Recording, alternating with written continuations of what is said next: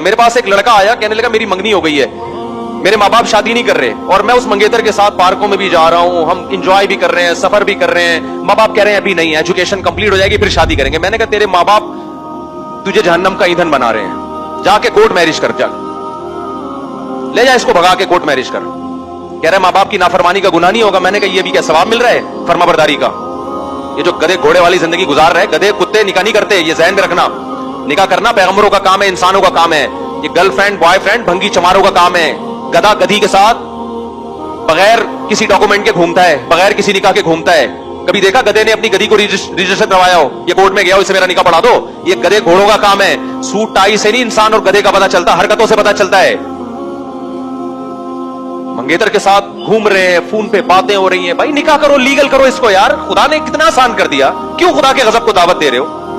گواہ بلاؤ, ایجاب و قبول کرو, پھر ٹک ٹاک پہ بتاؤ یہ میری وائف ہے, یہ